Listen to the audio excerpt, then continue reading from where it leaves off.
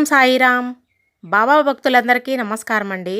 మన బాబా గారి దయ వల్ల మనందరం బాగుండాలి, సంతోషంగా ఉండాలని కోరుకుంటున్నాను ఫ్రెండ్స్. ఇక ఈరోజు మన బాబా గారు అందించే సందేశం ఏమిటంటే, ఈ వీడియో మీరు ఫస్ట్ టైం చూస్తుంటే ప్లీజ్ లైక్ చేయండి, షేర్ చేయండి, సబ్స్క్రైబ్ చేయండి ఫ్రెండ్స్. బాబా గారు ఈరోజు మనకు ఒక చక్కని సందేశాన్ని మన ముందుకు అయితే తీసుకువచ్చారండి. ఆ సందేశం ఏమిటో బాబాగారి మాటల్లోనే విందామా. తల్లి, ఊహించని అదృష్టం. ఈరోజు నువ్వు తాకే ఈ శివలింగం కొన్ని ఏళ్లుగా అడుగుతున్న కోరిక తీర్చబోతున్నాను. ఇక కాదనకుండా నేను చెప్పినట్టు చెయ్యమ్మా. ఈరోజు నేను చెప్పిన విధంగా నీ అదృష్టం కాదనకుండా ఈ శివలింగాన్ని తాకు. నీ జీవితంలో అతి పెద్ద కోరిక ఏదైనా ఉందో, ఎన్నో రోజులుగా ఆ కోరిక తీరలేదు అని నువ్వు కలలు కంటూ ఉన్నావు కదా, ఆ కోరిక తీరే రోజు వచ్చేసింది. ఇక ఆలస్యం చేయకుండా ఈరోజు నేను చెప్పినట్టుగా నా మీద శ్రద్ధాభక్తితో ఈ శివలింగాన్ని తాకమ్మా అని బాబాగారు మనకు ఒక మంచి సందేశాన్ని తీసుకువచ్చారండి. ఆ అదృష్టం ఏమిటో తెలుసుకోవాలి అంటే ఈరోజు బాబాగారు అందిస్తున్న ఈ చిన్న కథ వినాల్సిందే. ఒక మహానగరంలో, అక్కడ చుట్టుపక్కల ప్రాంతాల్లో దోపిడీ దొంగలు మల్లేష్ అనే ఒక వ్యక్తి దొంగతనాలు చేస్తూ జీవనం సాగిస్తూ ఉంటాడు.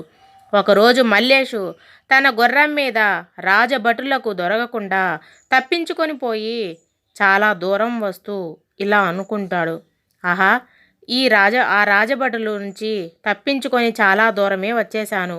ఇది చూస్తే బాగా దట్టమైన అడవిలాగా ఉంది. ప్రయాణించి బాగా అలసిపోయాను. బాగా దాహంగా కూడా ఉంది. అక్కడ దరిదాపుల్లో ఎక్కడా నీరు లేనదే అనుకుంటూ ఉంది. అమ్మయ్య, అక్కడ ఒక పెద్ద చెరువు ఉంది. ఇక ప్రయాణించడం నా వల్ల కాదు. అలా వెళ్ళి కాసేపు విశ్రాంతి తీసుకుంటానని చెప్పి మల్లేషు ఒక పెద్ద చెట్టు కింద విశ్రాంతి తీసుకుంటూ ఉంటాడు. అతను కూర్చున్న ప్రక్కనే ఒక శివలింగం కూడా ఉంటుంది. అయ్యా మహాదేవా, నన్ను అందరూ గజ దొంగ అంటున్నారు. నేను చేసేది ఏముంది? నా కోసం ఒక బంగారు కాసులు కూడా ఉంచుకోకుండా పేదవారికి, అభాగ్యులకు పంచిపెడుతున్నాను. అన్యాయంగా సంపాదించే వారిని దోచుకోవడమే నేను చేసే నేరమైతే ఇంకా అలాంటి వారిని దోచుకోవడానికి నేను ఎప్పుడూ వెనుకాడను. అలా కొంతసేపు విశ్రాంతి తీసుకుంటూ ఇలా మనసులో మాట్లాడుకుంటూ ఉంటాడు. కొంతసేపు అటు ఇటు తిరుగుతాడు. ఎక్కడా ఒక చుక్క కూడా నీరు దొరకపోవడం లేదు. నాలో కొంచెం ఓపిక లేదు. నాతో పాటు వచ్చిన వారందరి నుంచి నేను దారి తప్పి వచ్చేశాను. ఇక్కడ గుక్కెడు నీళ్లు కూడా దొరకక చనిపోతామేమో అనిపిస్తుంది అని మల్లేషు దాహంతో కొట్టుమిట్టులాడుతూ మహాదేవునితో ఇలా అంటాడు, హే మహాదేవా, నాకు గుక్కెడు నీళ్లు ఇచ్చి నన్ను రక్షించయ్యా. అలా నీరసంగా కూర్చొని ఉన్న మల్లేష్ దగ్గరికి ఒక వృద్ధురాలు చెంబుతో నీళ్లు, ఒక గిన్నెలో మిఠాయి తీసుకొని వస్తూ ఉంటుంది. వచ్చి ఆ శివలింగం ముందర నీళ్లు అలాగే ఆ మిఠాయి పక్కన పెట్టి దండం పెట్టుకుంటూ ఉంటుంది. అప్పుడు మల్లేషు ఆ అవ్వతో ఇలా అంటాడు, అవ్వ, ఇక్కడి దగ్గరలో ఏదైనా గ్రామం ఉందా? నాకు చాలా దాహంగా ఉంది. నీళ్లు కావాలి. నువ్వు తెచ్చిన నీళ్ళేమైనా ఇస్తావా అని అవ్వని అడుగుతాడు. అప్పుడు ఆ అవ్వ ఇలా చెబుతుంది, అయ్యా, నా మనసులో ఉన్న ఆవేదన నీకే తెలుసు. ఏమని చెప్పను? నేను మృత్యువుకి దగ్గరలోనే ఉన్నా. నా వయసు అయిపోయింది.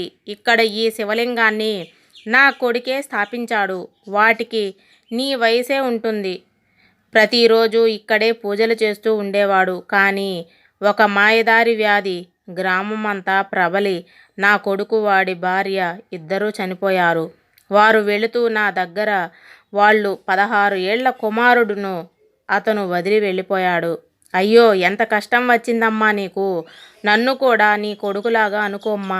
అయితే నీతో మాట్లాడే శక్తి నాకు రావాలంటే నాకు కొంచెం నువ్వు తీసుకొచ్చిన నీటిని ఇస్తే నా దాహం తీరుతుంది. ఇదిగో బాబు, తీసుకో. ఈ నీళ్లు ఆ శివయ్య కోసం తీసుకొచ్చాను. నువ్వు తాగితే అతనికి దాకాయి అనుకుంటున్నాను. ఈ నీళ్లు తాగి అందులో కొంచెం మిఠాయి ఉంది, అది తిను. కొంచెం ఓపిక వస్తుంది. ఆ నీటిని తీసుకొని తాగిన తరువాత వృద్ధురాలు తెచ్చిన మిఠాయిని కూడా తినేస్తాడు మల్లేషు. అమ్మా, నిన్ను ఆ మహాదేవుడే నా కోసం పంపించాడమ్మా. నువ్వేం మాట్లాడుతున్నావో కూడా పూర్తిగా వినకుండా నీటిని దేవుని కోసం తెచ్చిన మిఠాయి కూడా నేనే తినేశాను. నన్ను క్షమించండి. పర్వాలేదు నాయనా, నువ్వు నా కుమారుడు లాంటి వాడివి బాబూ. నీ ద్వారా ఆ పరమేశ్వరుడే స్వీకరించాడు అనుకుంటాలే. అవునమ్మా, పోయిన నీ కొడుకు పైగా ఇచ్చిన మాట తప్పవని ఇప్పుడు వచ్చి ఆ వృద్ధురాల్ని కలిసినప్పుడే తెలుసుకున్నాము. నీ వంటి వారు చనిపోకూడదు. నేను నీ ప్రాణాలు తీయను అని అభయం ఇస్తున్నాను. నువ్వు పైకి రా. నీకు నేను సరైన దారి చూపిస్తా. ఈ రాజ్యంలో ఉన్న మోసగాళ్ళని, పేద ప్రజలకు అన్యాయం చేసే వారిని ఎదుర్కొనేలా చేస్తాను. అప్పుడు మల్లేష్ ఇలా అంటాడు, మహారాజా, నేను మీ మాట ఎలా నమ్మగలను? పైగా పైకి రాగానే నన్ను చంపావని నమ్మటం ఎలా? చూడు మల్లేషు, నువ్వు ఆ వృద్ధురాలికి ఇచ్చిన మాట తప్పినట్టే. నేను నీకిచ్చిన మాట తప్పను. నువ్వు పైకి రా. అలా మహారాజు మాటలు నమ్మి మల్లేష్ పైకి వస్తాడు. నువ్వు చేస్తున్న పనులు మంచివైనా ఇతరులను దోచుకోవడం అనేది నేరమే కదా. ఆ నేరానికి గాను నీకు కేవలం 3 మాసాల కారాగార శిక్షను మాత్రమే విధిస్తున్నాను. ఆ తర్వాత నీలాంటి వీరులు ఆ సైన్యంలో రాజ్యాధ్యక్షులుగా ఉండాలి. అప్పుడు నువ్వు గర్వంగా నీ పోరాటాన్ని కొనసాగించవచ్చు. అటువంటి మోసగాళ్ళు నా రాజ్యంలో ఉండటం నాకు కూడా అవమానమే కదా. మల్లేషు, ఇప్పటికైనా నువ్వు నమ్ముతున్నావా లేదా? అయ్యా, మీరు నాకు ఇచ్చినట్టే నేను కూడా మీకు మాట ఇస్తున్నాను. ఇక నుండి దొంగతనాలు మానేస్తాను. మీ దృష్టికి తీసుకురాకుండా నేను చేసింది తప్పే. మీరు విధించిన శిక్ష అనుభవించడానికి కూడా నేను సిద్ధంగా ఉన్నాను. నాకు ఎటువంటి అభ్యంతరం లేదు. మీరు ఇచ్చే ఆ సైన్యాధ్యక్షునిగా పదవి నాకు అక్కర్లేదు. నన్ను ఇక సామాన్యులతో కలిసి స్వేచ్ఛగా ఉండనివ్వండి.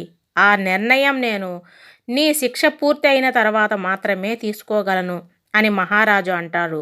అలా మల్లేషు 3 నెలల శిక్షను అనుభవించిన తరువాత మహారాజు సైన్యాధ్యక్షునిగా ప్రకటిస్తాడు. సైన్యాధ్యక్షుడి పదవిలో మల్లేషు అన్యాయం చేసిన వారికి తగిన శిక్ష పడేలా చేస్తూ ఉంటాడు. ఆ విధంగా మల్లేష్ జీవితం ఒక గజ దొంగ నుంచి సైన్యాధ్యక్షుడిగా మారుతాడు. ఈ కథను బట్టి బాబాగారు అందించిన గొప్ప సందేశం, ఈరోజు తల్లి, నువ్వు తాకే ఈ శివలింగం నీ జీవితానికే మార్చేస్తుంది. ఊహించని అదృష్టం కలుగుతుంది. ఎన్నో ఏళ్లుగా అడుగుతున్న కోరిక నెరవేరుతుంది అని ఈరోజు బాబాగారు ఎందుకు అన్నారు? మన జీవితంలో ఏదైనా అదృష్టం ఒక్కసారి మెరవాలన్నా కూడా, ఒక జీవితం మారాలన్నా కూడా భగవంతుని నిర్ణయమే. మన జీవితంలో మనం ఎన్ని ఇబ్బందులు ఎదుర్కొన్నా కష్టం కడతేరిపోయే సమయమే వచ్చిందనుకోండి, ఖచ్చితంగా ఆ అదృష్టాన్ని ఎవరూ ఊహించలేరు. కాబట్టి ఈరోజు మనస్ఫూర్తిగా బాబాగారి మీద నమ్మకంతో ఈ శివలింగాన్ని తాకాం కాబట్టి మనం ఎన్నో ఏళ్లుగా ఎదురు చూస్తున్న కోరిక తీరుతుంది అని బాబాగారు ఈ సందేశం అందించారండి. సర్వేజన సుఖనో భవంతు. జై సాయిరాం.